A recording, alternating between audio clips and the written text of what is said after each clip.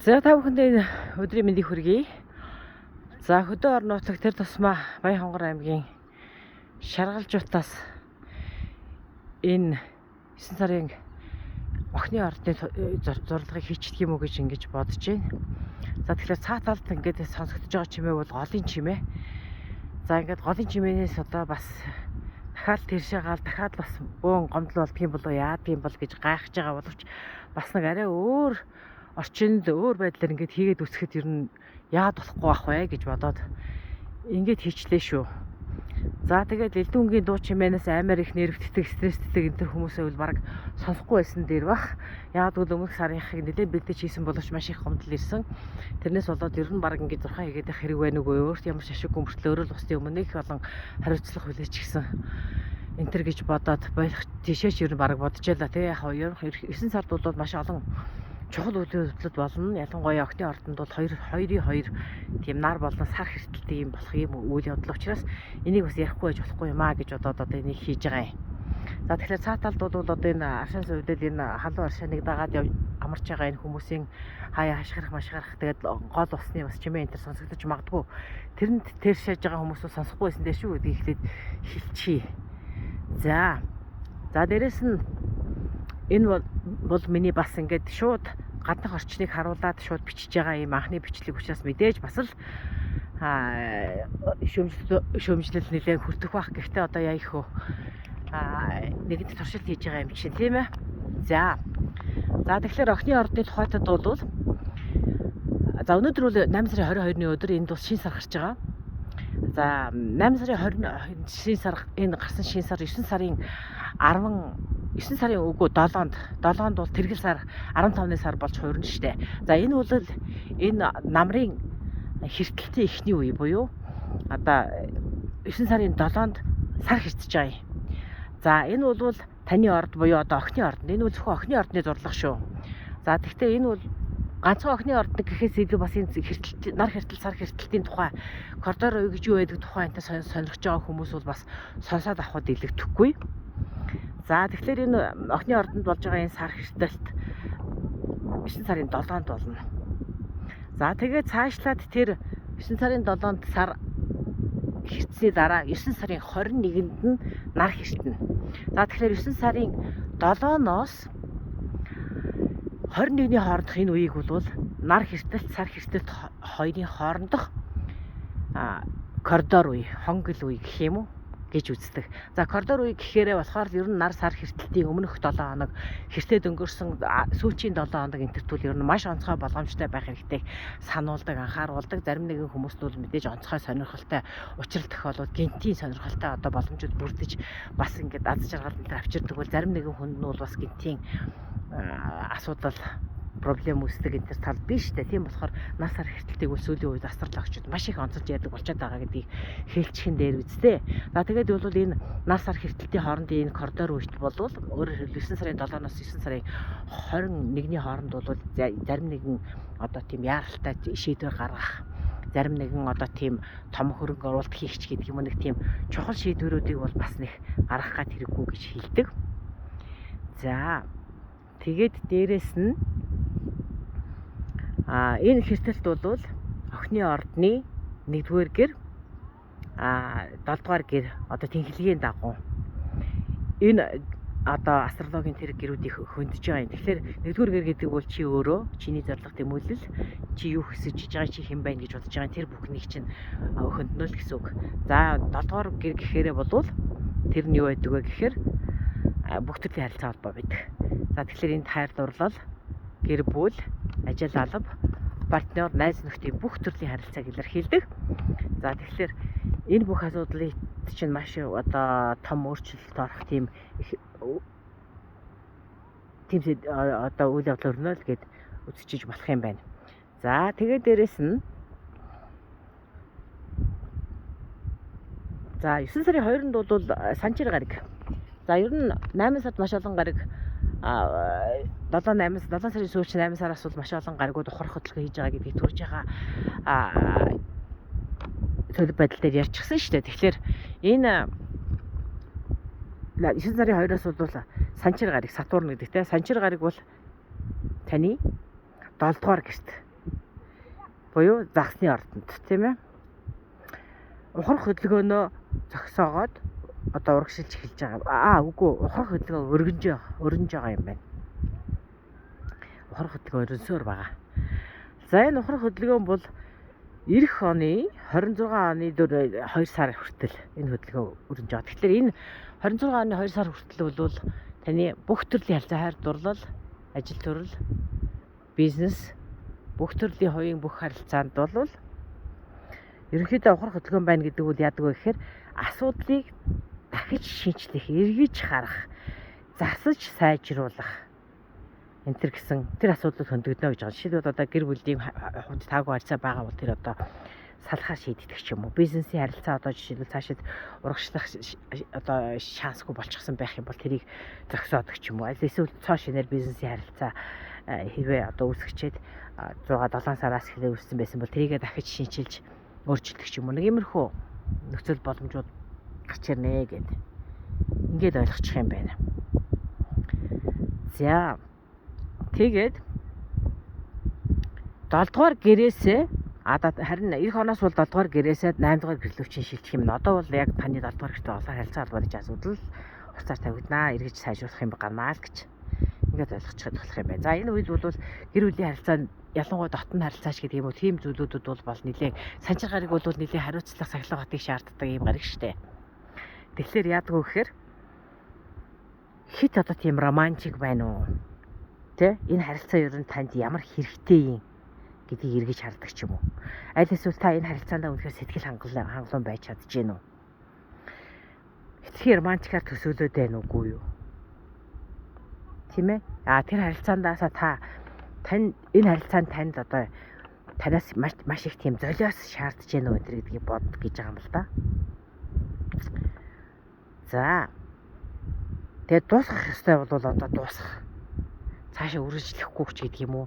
Ер нь ирээдүй харагдахгүй байгаа бол энэ заавал хайр дурлал байхаар бүш энд одоо бизнесийн харилцаа байж, ажил төрлийн харилцаа байж болно тий.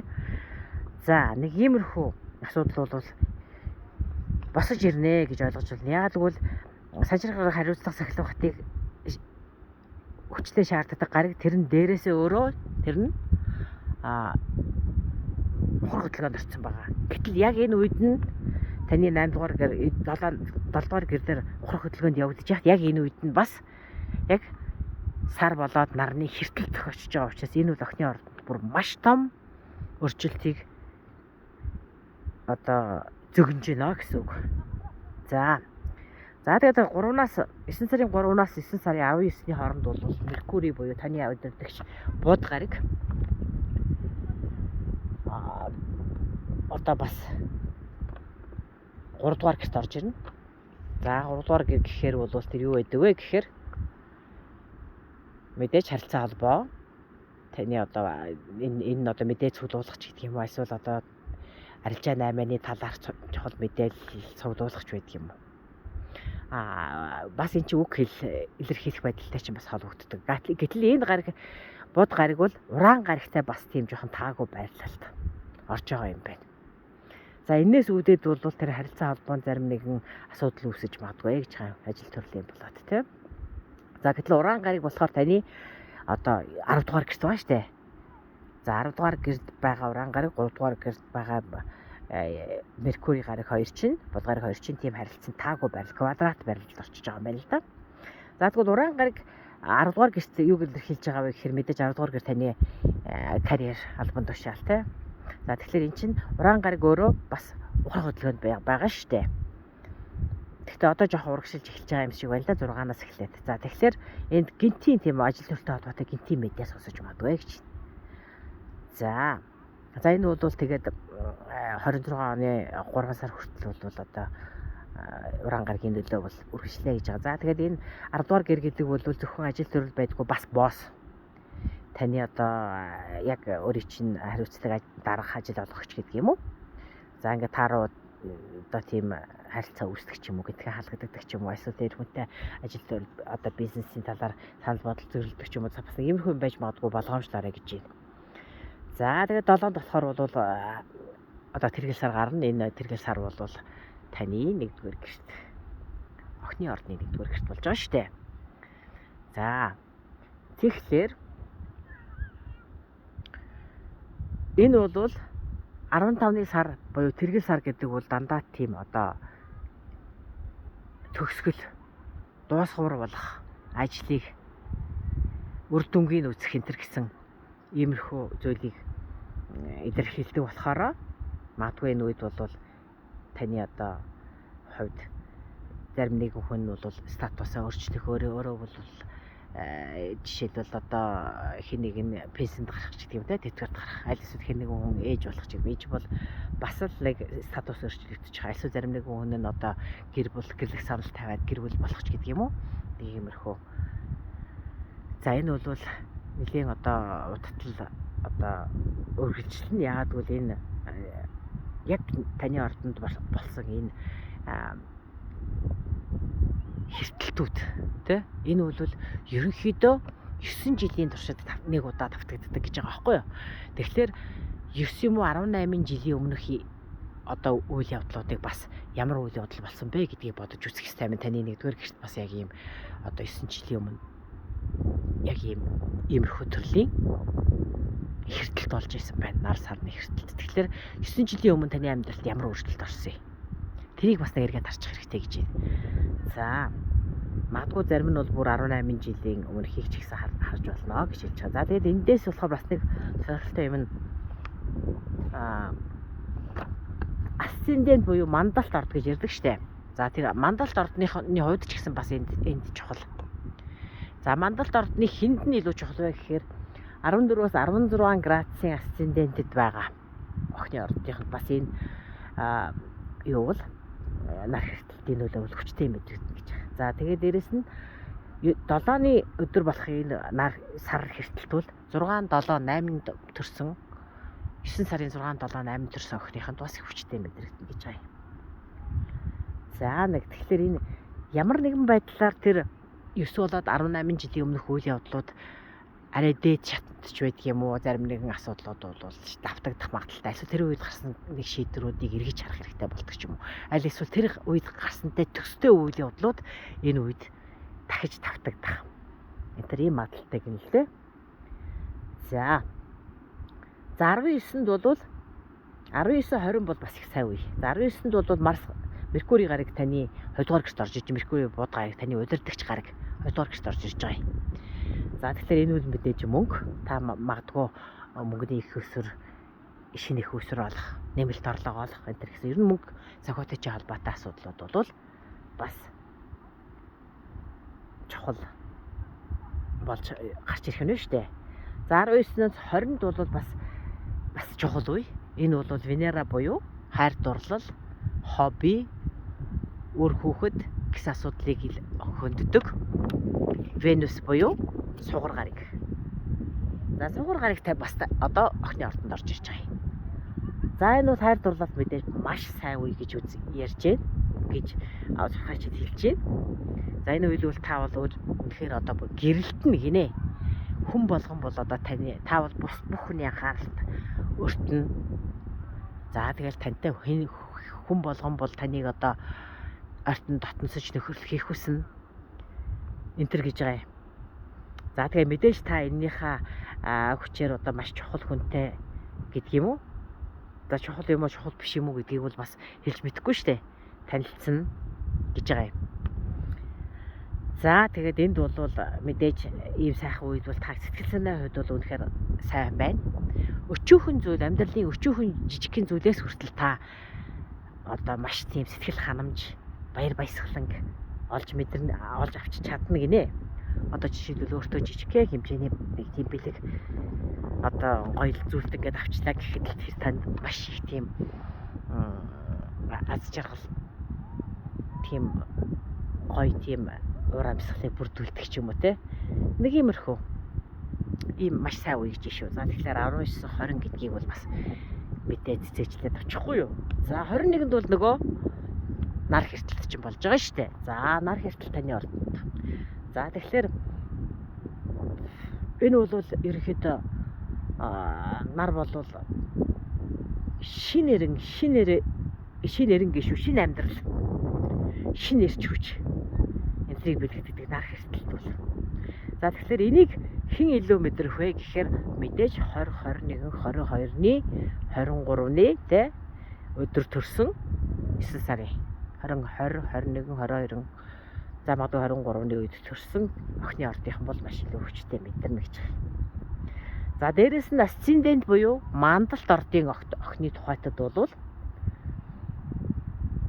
28 29 30 градусын одоо охины тийм асцендент байгаа. Мандалт орд нь охины ордны 28 градус 29 градус гэсэн. Тэр нөгөө зурхай нөгөө натал чарт гэж хэлдэг шүү дээ. Тэрэн дээрээс л олоод харчих чиний асцендент охин ямар хэдэн градуст байна. За эднэрт бол маш хүчтэй нөлөөлнө гэж. За ер нь бол миний анзаарснаар бол ийм нар сар хэрчсэн энэ чухал үе буюу 9 жил тутамд нэг татдаг энэ үйл явдал бол ер нь амьдралд маш их тийм эргэлт гаргасан байдаг. Маш тийм эргэлт гаргасан байдаг.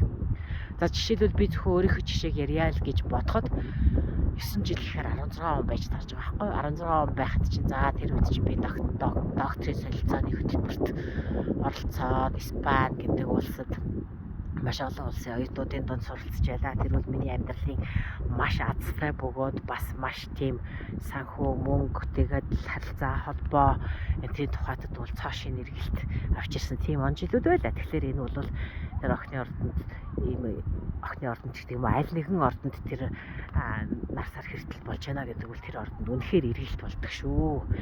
За мэдээж тэрний тухайн хүн одоо хэр өөрийнхөө өмнө тавьсан зорилго төлөвлөгөөдөө хэр үнэж байсан тэрнийхээ төлөө хэр зүтгэл гаргасан харилцаа холбоотой хэр үнэж шударга байсан энэ гэдгээс шалтгаална шүү дээ. Хэрвээ өөрөө зөв явсан бол мэдээж бас бурхан таныг зөв явсны чинь төлөө шагнадаг л гэсэн үг.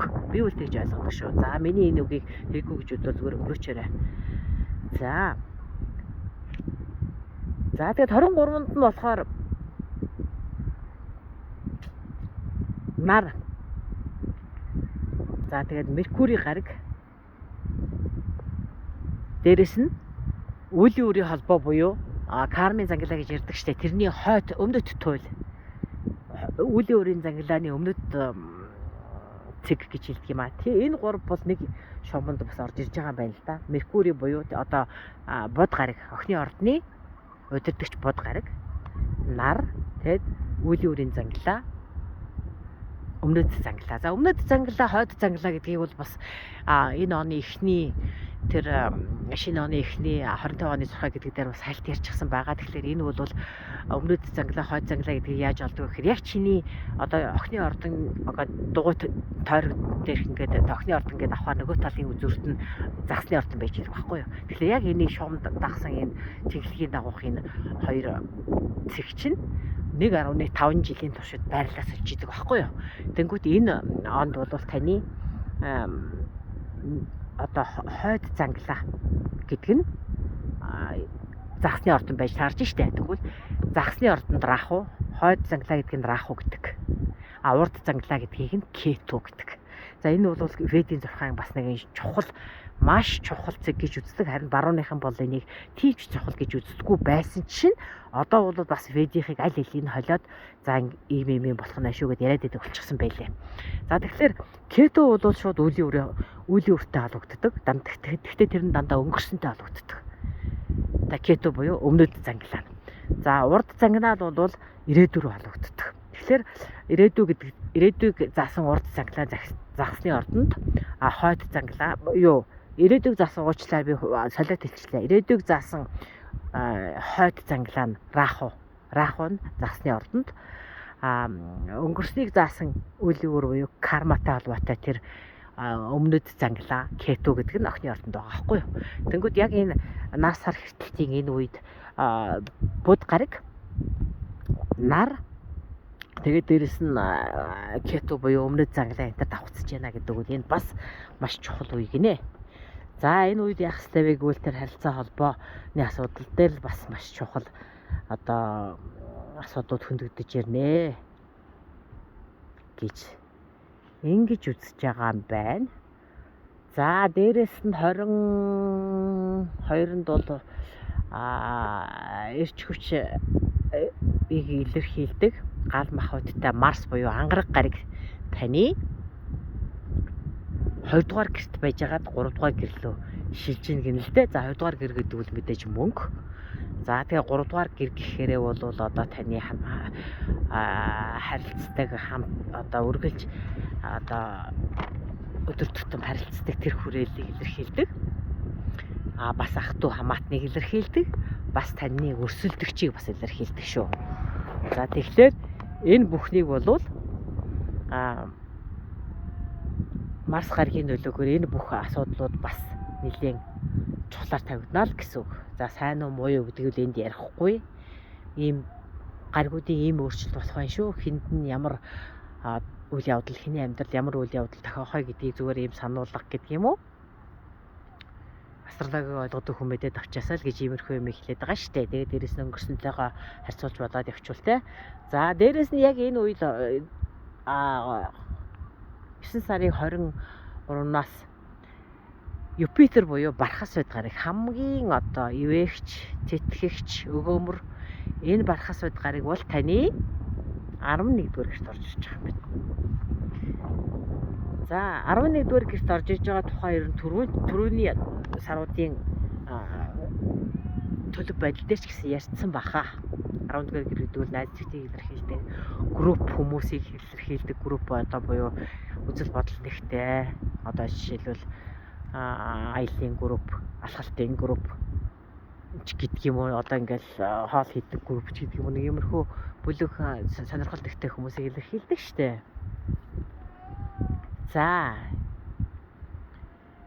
энэ салбарт бол бас нэлээд одоо таатай боломжууд бий болж магадгүй гэсэн иймэрхүү ерөнхий төлөв байдал гарч иж байна. Магадгүй энэ үед бол танд гинтийн одоо тийм одоо ивент итгэгч гарч ирдэг ч юм уу. Эсвэл танд одоо бас 11-р гэрийн яг эсрэг талынх нь бол 5 дугаар гэр байдаг байхгүй. Тэгэхээр 5 дугаар гэр чи хайр дурлал, үр хөвгөт, хобби. За тэгэхээр мэдээж хин одоо жишээ хайр дурлалын асуудал чухлаар тавигдчихээн. Тэр хүмүүс бол энэ дээр бас анхаарчих хэрэгтэй юм байна. Хинд одоо жишээ үр хөвгтүүдийн асуудал чухлаар тавигдчихээн. Тэр бүхэндээ бас энийг онцлоод ингээд асуудлыг ерөнхийд нь хараа авчиж болно гэж байна.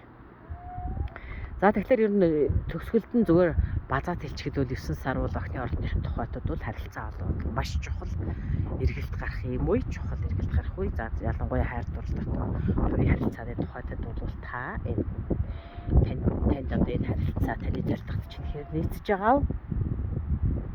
Та хэр тийм итгэл үнэмшилтэй байгаа вэ харилцаанд? Таны зорилго тэмүүлд ингээд нийцэж байгаа бол би та тэр хүнд итгэх ёстой юу? Эсвэл та тэр хүнийг ингээл дандаа хянаад контролдоод байх ёстой юу? Аль эсвэл зарим нэгэн харилцаа одоо нийлээ үлдэрсэн ч гэдэг юм уу, арай жоохон үе өнгөрөх ч байх үү, үйл итгэлцлийн байдалтай энэ тэр үсч гэсэн харилцаа байгаа бол тийг цаашдаа хөгжүүлээд аваад явах ёстой юу? За эсвэл одоо бизнесийн харилцаа байлаа гэхэд тэнд таны ирээдүй ямар байх вэ гэдгийг нь ерөөсөө тодорхойгүй байгаа дайвал та тэр харилцааг одоо ижгээр ингээд аваад яваад байх уу, эсвэл тэрийг зогсоох уу гэдгээ шийднэ л гэсэн үг. За тэгээд энэ хүрээд 9 сарын ерөнхий төлөв байдлыг өндөрлөе. За та бүхэнд амжилт хүсье. Анх удаа хийж байгаа шүү. Энийг шууд орчны байдлыг харуулад яагаад гэвэл урд нь бол дандаа тэгэл ямар нэгэн одоо тухайн сайт ордуудын одоо зарим нэг имийг зураг хийх хайгаал эвлүүлэх гээл бас маш их цаг авдаг. Энд бол текстээ орчуулсан. За тэгэл зураг хориг хайнтай дууга монтажлна гээл маш их ажил байдаг байсан. За тэгээд тэрэн дунд нь ингээл асуудал үүсчдэг. За тэгэл тэрэн доор бөө гомдол иймэрхүү винтер байдал баг жоохон зориг мохоох тийш хадчихсан. Тэгээд шууд ингээд бичгэд хэрвээ айтайхан гэдэг юм уу, за айтайхан биш юмаа гэхэд баг гомдол ирж явах юм бол яг ингээд хийгээд үзье л гэж утсан. За одоо ингээд энэ шаргалжуутын доогуур урсдаг энэ гоё голын чимээнээс нэг их одоо төвөгшөхгүй байх гэж бодоод арай жоохон голын чимээг ойрхон оруулаад энэ зурлагаа тухайн төлөв байдлаа өндөрлөчихье. За тэгээд та бүхэнд амжилт хүсье. Ямар байгааг та нарт саналаа бичээрэй. Энэ бол охины ордныхны хувьд маш чухал үе шүү. За тэгээд хэд хоногийн дараа иймэрхүү бичлэг маань болж гэх юм бол хэд хоногийн дараа дараагийн ордыг оруулахдаа бас энэ мэтээр бичиж болох юм байна гэж үзье. За дараа уулзъя. Баяртай мэдээж таалагдсан бол subscribe хийгээрэй, лайк дараарай, бусдадаа түгээгээрэй. Баяртай.